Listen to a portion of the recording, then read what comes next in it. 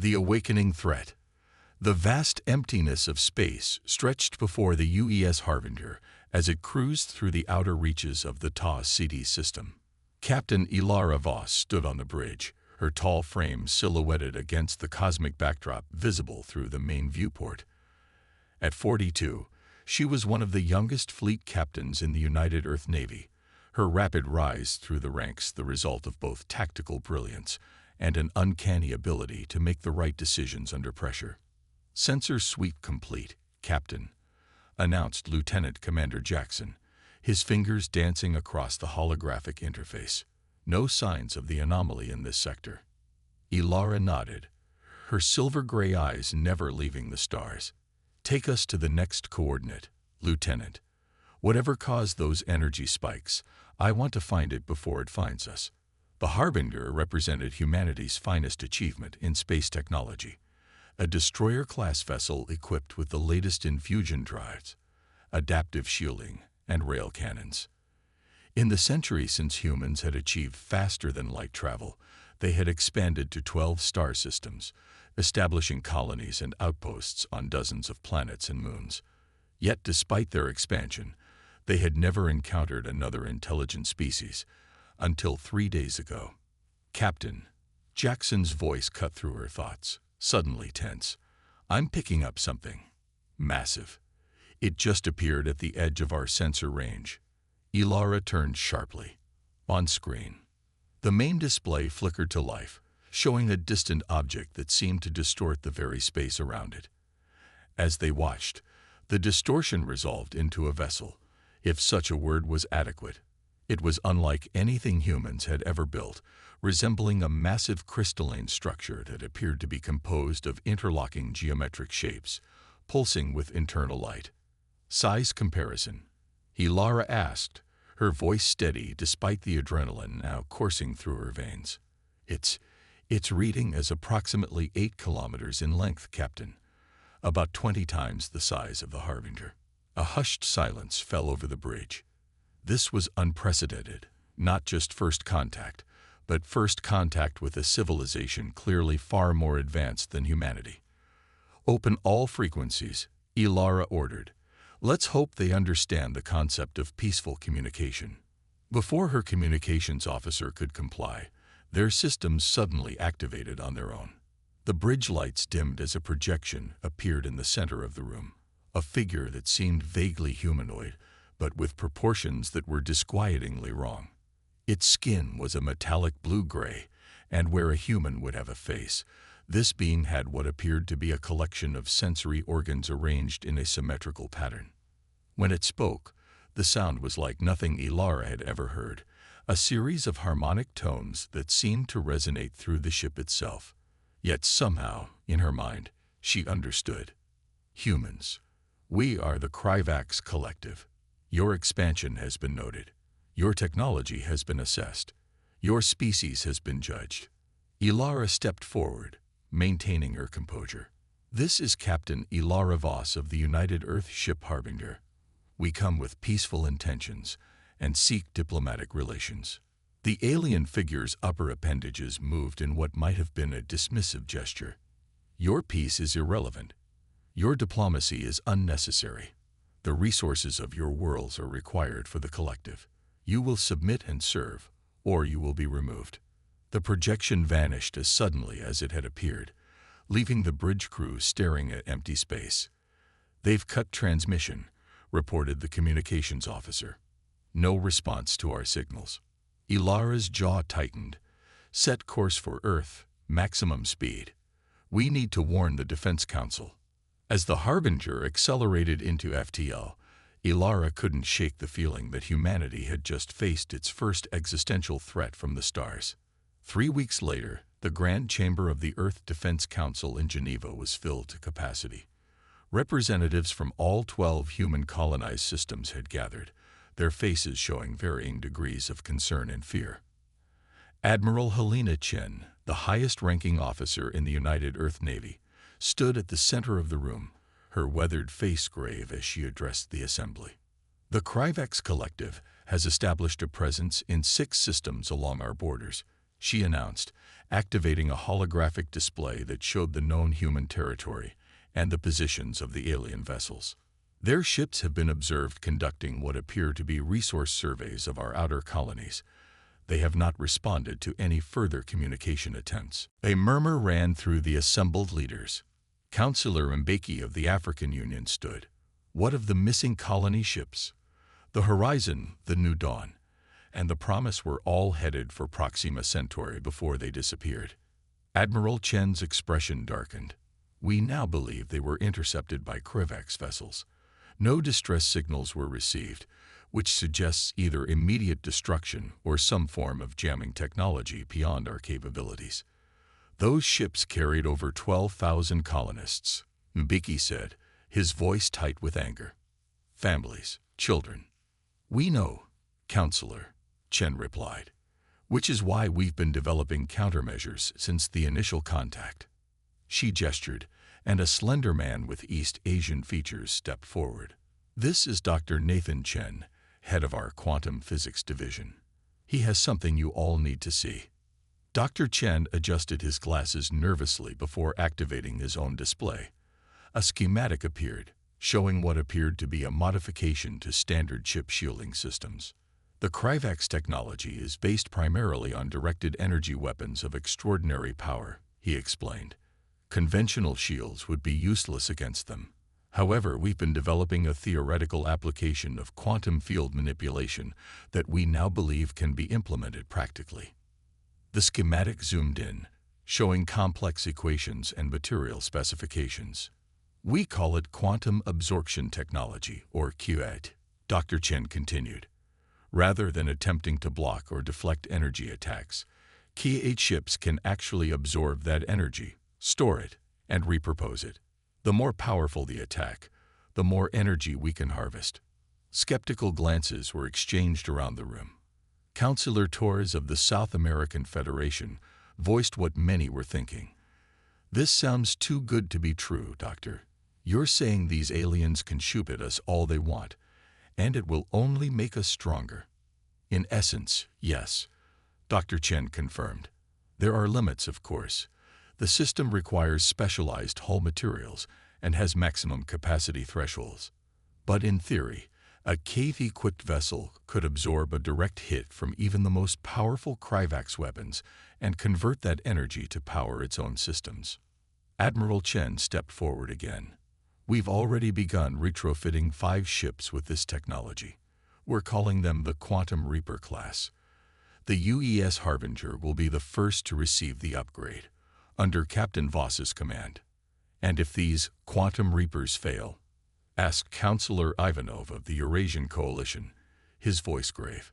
Then humanity will need to consider alternatives, the Admiral replied, her tone making it clear what those alternatives might entail. But I believe this is our best chance. A heavy silence fell over the chamber. After centuries of wondering if they were alone in the universe, humanity had its answer. And it had come in the form of a threat they might not survive. The Proxima Centauri system blazed in the view screen as the UES Harbinger dropped out of FTL, flanked by 4 other ships, the Defiance, the Valiant, the Retribution, and the Nemesis. They were the first Quantum Reaper vessels, their hulls modified with the dark, almost liquid-looking material that housed millions of quantum receptors. Captain Ilara Voss stood at the command station, her uniform crisp despite the tension that had kept her awake for the past 36 hours. Their mission was clear: locate the missing colony ships and, if possible, rescue any survivors. Passive scan of the system, she ordered. Let's not announce ourselves just yet. Lieutenant Commander Jackson worked his console with practiced efficiency, scanning multiple large objects in orbit around Proxima B. Could be our missing ships, but there's something else. Captain, I'm detecting a massive structure on the far side of the planet. The view screen shifted, showing a colossal installation that appeared to be harvesting material from the planet below.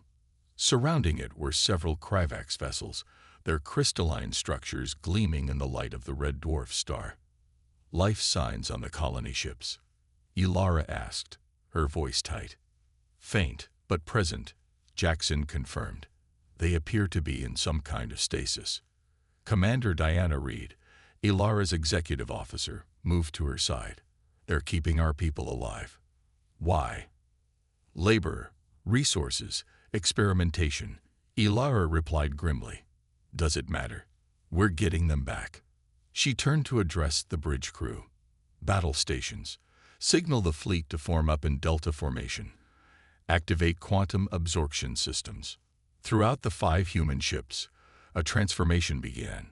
The dark hull material seemed to ripple and flow, taking on a subtle blue luminescence as the quantum receptors prepared to receive energy.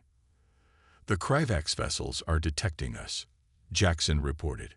They're powering weapons and moving to intercept. Ilara's eyes narrowed as she watched the alien ships approach.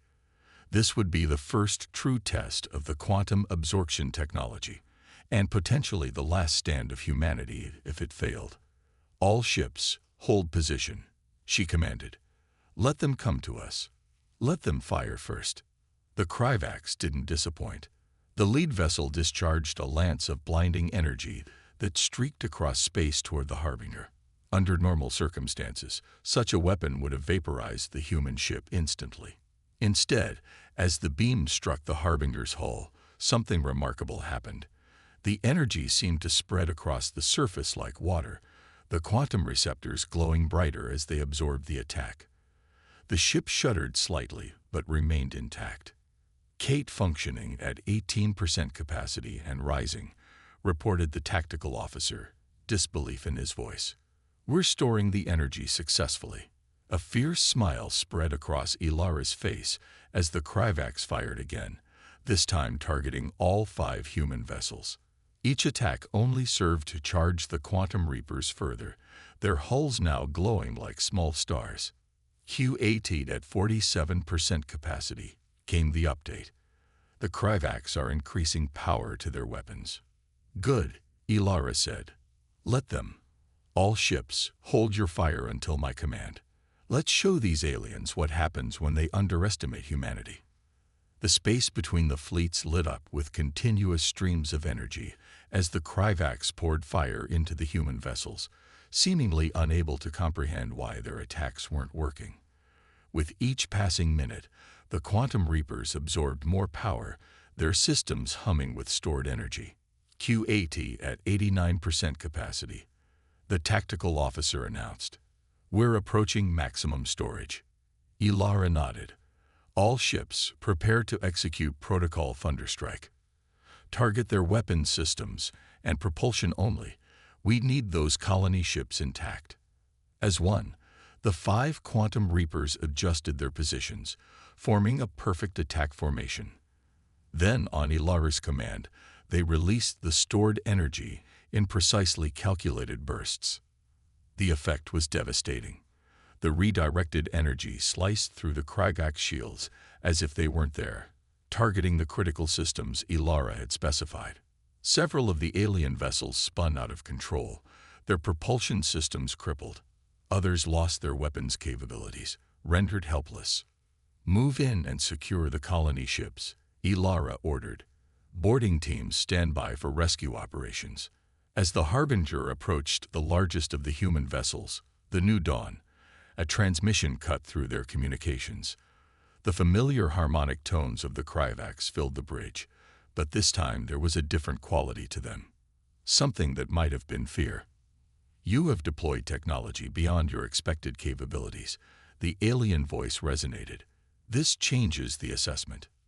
You're damn right it does, Ilara responded, allowing her anger to show for the first time. This is humanity's official response to your ultimatum. We will not submit. We will not serve. And if you threaten our people again, what you've seen today will pale in comparison to what follows. There was a long pause before the reply came. The collective will. Reconsider. Withdraw to the outer system. We will communicate terms. Ilara exchanged glances with Commander Reed, who raised an eyebrow in surprise. That's the thing about bullies, Ilara said softly. Stand up to them. And suddenly they want to talk. Turning back to the communication system, she responded. We'll consider your request after our people are safe. Until then, your ships will remain where they are." Over the next several hours, boarding teams from the Quantum Reapers accessed the colony ships, finding the colonists alive but in suspended animation. Medical teams worked tirelessly to revive them, while engineering crews prepared the vessels for the journey home. As the rescue operation continued, Ilara stood in the Harbinger's observation lounge, looking out at the stars. They had won this battle, but she had no illusions. The war was just beginning. The Krivax Collective would return, perhaps with weapons designed to counter the quantum absorption technology. Humanity would need to be ready. But for now, they had achieved what many would have thought impossible. They had faced a technologically superior enemy and emerged victorious. They had shown the galaxy that humanity would not go quietly into the night. As if reading her thoughts, Commander Reed joined her at the viewport. "This changes everything, doesn't it?" she asked quietly. Ilara nodded. "Everything. The Krivax thought we were primitive, easy prey.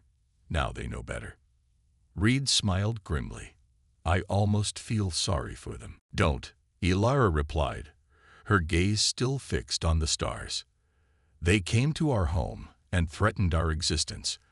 They took our people, and they've learned only the beginning of what humanity is capable of when pushed to the edge." The Harbinger's engines hummed as it moved into position to escort the rescued colony ships back to Earth. The first battle against the Krivax was over.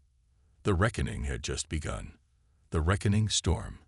3 months had passed since the battle at Proxima Centauri, and the calm that followed proved to be merely the eye of the storm. Captain Ilara Voss stood in the Neptune Defense Command Center, studying the massive holographic display that showed the positions of Earth's defenses and the approaching Krivax armada. The alien fleet was massive.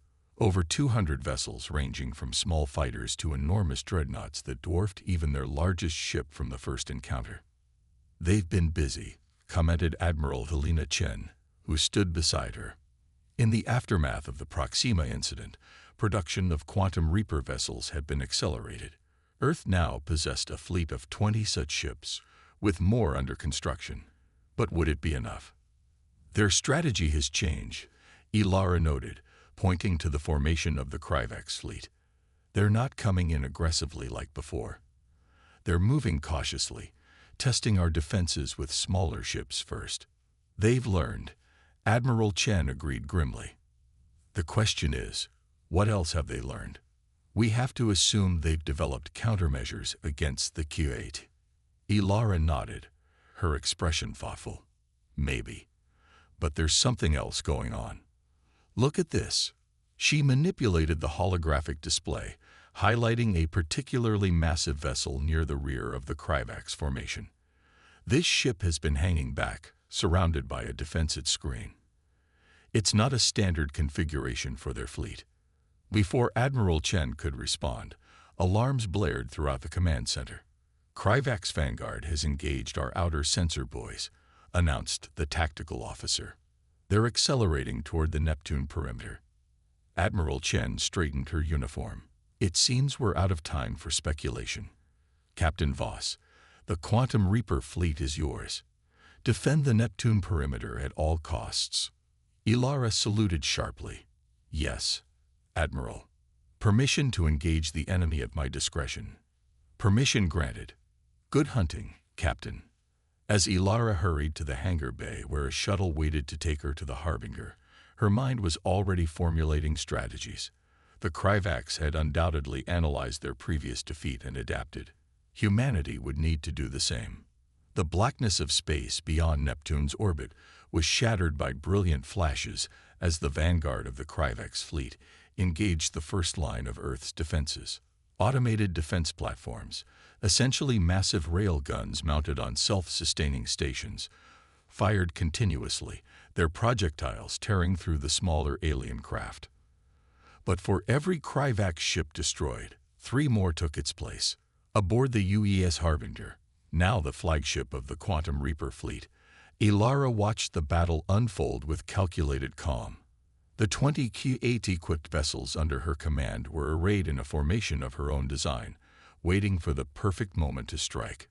"The defense platforms won't hold much longer," reported Lieutenant Commander Jackson, who had been promoted to tactical officer after their previous engagement. Krivak's main force approaching rapidly. "Hold position," Ilara ordered. "Let them commit fully to the attack." The minutes ticked by tensely as more defense platforms fell silent, destroyed by the overwhelming Krivak's force. Then, as the main body of the alien fleet passed the designated waypoint, Ilara gave the command they had been waiting for. "All ships, execute maneuver Hydra." As one, the 20 Quantum Reapers accelerated from their hidden positions, emerging from the shadow of Neptune's rings and the cover of its many moons. They struck the flanks of the Krivak's formation like wolves among sheep, their weapons, now enhanced with the same quantum technology that powered their defenses, tearing through the unprepared alien vessels. The Krivak's response was immediate and devastating. Dozens of ships broke off from the main force, surrounding the human vessels and unleashing a barrage of energy weapons that would have annihilated a conventional fleet. Instead, the Quantum Reapers' hulls pulsed with blue-white light as they absorbed the attacks, growing stronger with each hit. "Kate functioning at optimal levels," Jackson reported, a fierce grin on his face. "Energy absorption at 34% and climbing." Ilara nodded, her eyes fixed on the tactical display. Something wasn't right.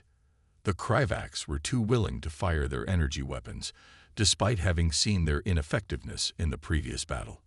It was almost as if, "They're hurting us," she realized suddenly. "All ships, break formation. Evasive maneuvers, pattern Omega." Her warning came just as several Krivak's vessels unleashed a new type of weapon. Instead of energy beams, they fired projectiles that exploded into clouds of metallic particulates. Where these clouds touched the hulls of the Quantum Reapers, the quantum receptors sputtered and dimmed. "They're using some kind of nanite swarm," Jackson reported, alarm in his voice. "It's disrupting the Q-8 systems." "Conventional weapons, all ships," Ilara commanded. "Target those deploying the nanite weapons first." The battle shifted as the Quantum Reapers unleashed their secondary armaments. Rail guns and missile systems that didn't rely on the Q-8. But without their primary advantage, the human vessels were outgunned and outnumbered. The Harbinger shuddered as a direct hit from a Krivak's weapon struck an unprotected section of the hull. "Damage on decks 4 through 7, reported the damage control officer. "Kate functioning at 62% efficiency and dropping." Ilara's mind raced. The Krivaks had adapted faster than expected, developing a countermeasure specifically designed to neutralize the quantum technology. If this continued, the Quantum Reaper fleet would be overwhelmed. Then she noticed something on the tactical display. The massive Krivak's vessel they had identified earlier was moving forward, surrounded by a tight defensive formation. As she watched, the ship began to emit a strange energy signature, unlike anything they had seen before. "What is that?" she demanded, pointing to the reading. Dr. Nathan Chen, who had insisted on joining the mission to observe his technology in action, paled as he analyzed the data. "It's a stellar manipulation device," he said, his voice barely audible. "Similar in principle to our Q-8, but designed to affect stars rather than weapons fire. They're planning to destabilize our sun." A cold dread settled in Ilara's stomach. If the Krivaks succeeded, billions would die as Sol went nova. All of humanity's homeworld, colonies, everything they had built over centuries, gone in an instant. "We need to take out that ship," she stated, her voice iron with determination. "Commander Reed, take tactical command of the fleet. Keep the main Krivak's force engaged." Her executive officer looked at her sharply. "What are you planning, Captain?" "A more direct approach," Ilara replied. "Helm, plot a course through that defensive screen. We're going to deliver a package to our friends personally." As the Harbinger disengaged from the main battle and accelerated toward the Krivak's command ship, Ilara turned to Dr. Chen. Doctor, I need options. How do we stop that device? Chen studied the readings, his brow furrowed in concentration. If it works on principles similar to KT, then perhaps, yes, we could create a feedback loop. Overload their system by feeding it more energy than it can handle. Like pouring too much water into a dam, Ilara said, understanding immediately. Exactly. But we would need to get very close, inside their defensive perimeter. Ilara's expression was grim. Leave that to me. Prepare the modification to our KT system. As the Harbinger approached the Krivak's defensive screen, it began to take heavy fire. The ship's quantum receptors absorbed what they could, but the nanite weapons were taking their toll, reducing efficiency with each hit. Q8 at 41% and falling, Jackson reported. We can't take much more of this. We don't need to, Ilara replied. All power to engines. We're going through. The Harbinger surged forward, its reinforced prow smashing through smaller Krivak's vessels that failed to move aside quickly enough. Alarms blared throughout the ship as damage reports flooded in, but Ilara remained focused on her target. Distance to the command ship, she demanded. 12,000 kilometers in closing, the helm officer reported. Their defensive screen is tightening. Deploy countermeasures, Ilara ordered. Clear us a path. The Harbinger released a swarm of decoys and ECM drones, creating confusion in the Krivak's formation. In the chaos, the human vessel slipped through, accelerating directly toward the massive alien command ship. 5,000 kilometers, reported the helm. They're targeting us with everything they have. The Harbinger shuddered under the assault, its Q8 systems struggling to absorb the barrage. Sections of the hull began to fail as the nanite weapons found their mark, disabling the quantum receptors. Dr. Chen, status of the modification. Ilara demanded, gripping her command chair as the ship lurched violently. Ready, Captain, Chen replied, his voice strained. But we need to be within 1,000 kilometers for it to work. Ilara turned to Jackson. Arm all remaining weapons. When we reach optimal range, hit them with everything we've got, conventional and QAT. The distance closed rapidly as the Harbinger barreled toward its target. 2,000 kilometers, called the helm. 1,500, 1,000. Optimal range achieved. Fire everything, Ilara commanded.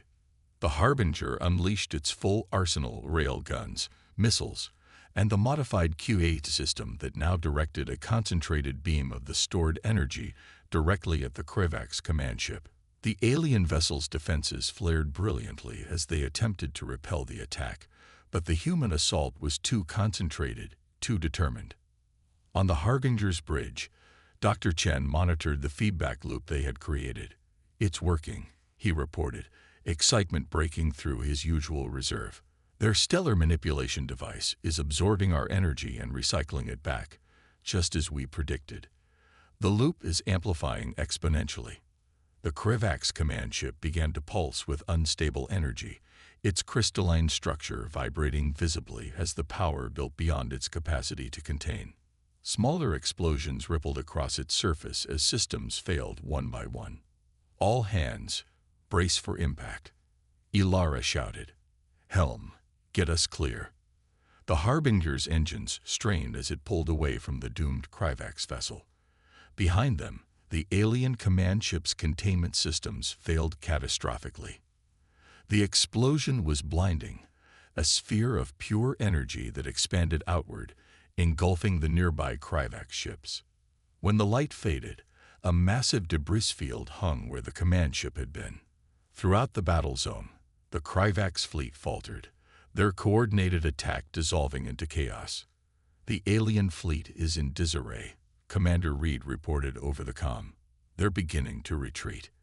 Ilara allowed herself a small smile of satisfaction. All ships, press the advantage. Don't let them regroup. The Quantum Reapers, despite their damage, surged forward, harrying the retreating Krivak's vessels. What had begun as a desperate defense had turned into a rout. Hours later, In the relative calm following the battle, Ilara stood in the Harbinger's medical bay, looking down at the alien figure secured to the examination table. It was the first Krivax they had managed to capture alive, the commander of one of the destroyed vessels, recovered from an escape pod. Dr. Chen stood beside her, his scientific curiosity evident despite his exhaustion. Its physiology is fascinating, he noted. Not carbon-based like us. Silicon compounds with traces of elements we haven't fully identified yet. Ilara studied the alien's strange features, the symmetrical sensory organs, the metallic skin that now appeared dull and lifeless. Can it communicate? We believe so, Chen replied. Its translator device was damaged but salvageable. We've integrated it with our systems. Ilara nodded. Activate it. As the translator powered up, the alien's sensory organs flickered with light, a sign of consciousness. When it spoke, the harmonic tones were translated into flat mechanical English. You have done the impossible, it stated. No species has defeated a Krivax assault in 12,000 cycles. There's always a first time, Ilara replied evenly. I am Captain Ilara Voss of the United Earth Navy. You attempted to destroy our sun, which would have killed billions of our people. Why? The alien was silent for a moment before responding. The collective survives by consumption. Resources, technology, species, all are evaluated for usefulness. Those deemed worthy are absorbed. Those deemed threats are eliminated. And which were we? Ilara asked. Both. Your potential exceeded predictions. Your resistance was unexpected. Chen leaned forward. Your stellar manipulation device, it was based on principles similar to our quantum absorption technology, wasn't it? Yes. We have mastered the manipulation of energy on many scales. Your application was innovative. Primitive, but innovative. Ilara's eyes narrowed, yet effective enough to destroy your command ship and send your fleet running. The alien made a sound that might have been the equivalent of a scoff. This battle is insignificant. The collective spans hundreds of systems, thousands of vessels. You have won nothing. We've won our right to exist, Ilara countered. And we've shown that we can fight back. That's enough for now. She straightened, looking down at the alien with unwavering conviction. Here's what's going to happen. You're going to provide us with a means to communicate directly with your leadership. We will negotiate terms, not for our surrender, but for coexistence. If the Krivax Collective wants resources, we can discuss trade. If they want technology, we can share knowledge. But if they want our submission or our destruction, they will find that what happened today was only the beginning of what humanity is capable of. The alien's sensory organs pulsed rapidly, perhaps its version of surprise or alarm. The collective does not negotiate with lesser species. Then the collective will need to adapt, Ilara replied simply. Because as you've seen, we're very good at turning your strengths against you. Imagine what we could do with more time to prepare. 1 week later, Ilara stood before the Earth Defense Council in Geneva, her dress uniform adorned with the newly created Star of Valor. The chamber was packed, with representatives from all human colonies and billions watching the broadcast across settled space. The Krivax Collective has agreed to preliminary discussions, she announced, her voice carrying throughout the chamber. Their leadership acknowledges our right to our current territories and has withdrawn their forces beyond the established buffer zone. Admiral Chen stepped forward. This is far from a final resolution. The Krivax remain a significant threat, one we must prepare for. But Captain Voss's actions have bought us valuable time and demonstrated that humanity cannot be easily conquered. Councillor Mbeki rose from his seat. And what of the Quantum Reaper fleet? The Krivax developed countermeasures quickly. Dr. Chen, now officially appointed as Chief Science Advisor to the Defense Council, answered. We're already working on next-generation QAT systems that will be resistant to their nanite weapons. More importantly, we've gained valuable insight into Krivax technology from their captured commander and vessel debris. Their energy manipulation principles, while advanced, are not beyond our understanding. In other words, Ilara added, "We're catching up." Quickly. The council chamber erupted in applause and cheers. As the noise subsided, Admiral Chen addressed Ilara directly. "Captain Voss, in recognition of your exemplary service and tactical brilliance, you are hereby promoted to Rear Admiral. You will command the expanded Quantum Reaper fleet, with authorization to continue development of defensive and offensive capabilities against potential Krivax aggression." Ilara accepted the new rank insignia with a formal bow. "Thank you, Admiral. I accept this responsibility and promise that humanity will be ready, whatever comes next." Later, as the formal ceremonies concluded, Ilara stood on the observation deck of the orbital station above Earth, looking down at the blue-green planet that had spawned her species. "Commander, now Captain," Reed joined her, offering a glass of champagne. "To unexpected victories," Reed toasted. Ilara nodded, touching her glass to Reed's, "and to the Krivax Collective, who thought they found easy prey but instead awakened a sleeping giant." "Do you think they'll honor the agreement?" Reed asked, her expression skeptical. "For now," Ilara replied. "They're reassessing, rebuilding. So are we." She turned to look out at the stars, where construction platforms were already assembling the next generation of Quantum Reaper vessels. But make no mistake, this was just the first skirmish in what will likely be a long conflict. "At least we've proven something important," Reed noted. "What's that?" "That when pushed to the edge, humanity doesn't fold. We innovate. We adapt. We overcome." Ilara smiled, raising her glass again. "To humanity, then. The universe has no idea what's coming."